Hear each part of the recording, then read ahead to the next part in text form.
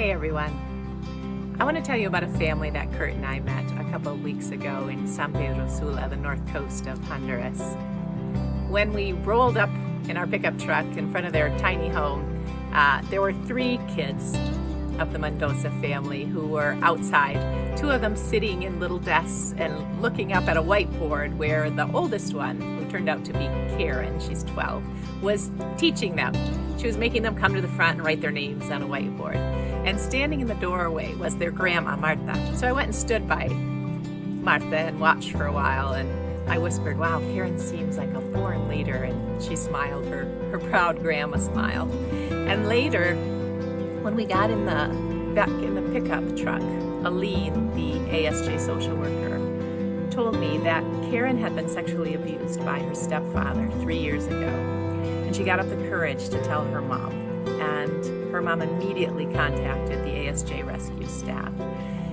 They contacted the police, and the police came and arrested the stepfather. He went to trial and he's now in prison. When Karen finished teaching her little sibling, she came over to me and completely unprompted started to tell me all the things her mom was. And her mom wasn't there. Her mom works at a garment factory, so she wasn't around.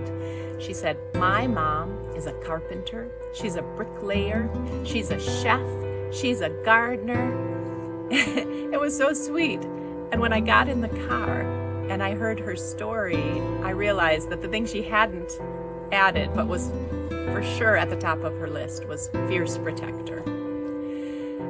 This family had gone through a lot of tragedy. When the 2 hurricanes that hit Honduras in November came, they hit their house twice.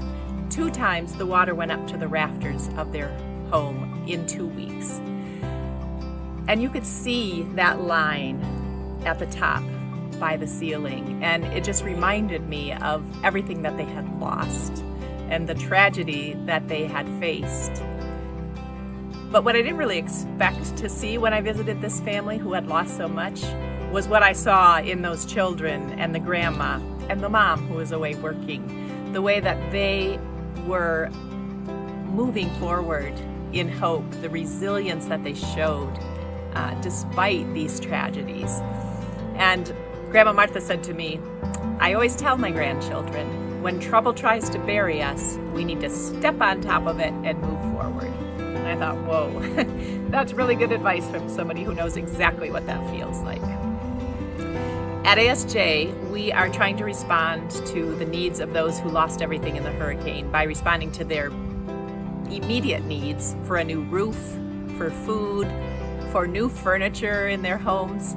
But we're also continuing to do what we always do for the long term, to make families flourish, which is to try and fix the broken systems that make these families vulnerable, to fix the police systems, the school systems, the hospital systems, so that they can, in hope, move forward and continue to provide and flourish.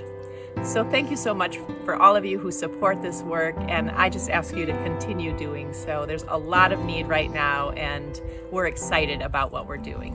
Thank you.